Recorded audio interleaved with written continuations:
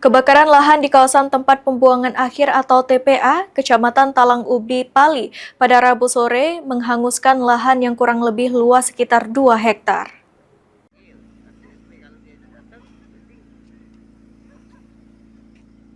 Peristiwa kebakaran diketahui setelah munculnya kobaran api dan asap dari area lahan di sekitar kawasan TPA.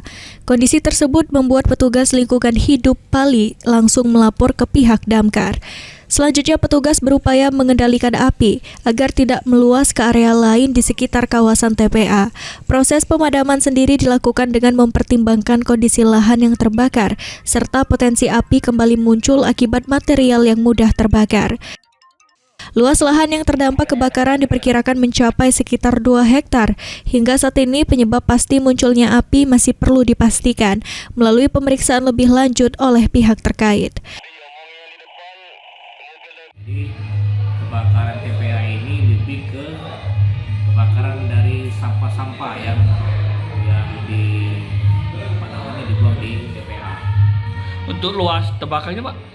Kurang lebih luas kebakaran, kalau luas TPA sendiri itu lebih kurang 5 hektar. Oh ya, 5 hektar. Dan tidak ada korban di situ, tidak ada korban jiwa maupun korban harta benda tidak ada. Berapa lama Pak kita? Saat ini petugas gabungan terus melakukan pemantauan di sekitar lokasi untuk mengantisipasi munculnya kembali titik api. Idham Fajri, PAL TV.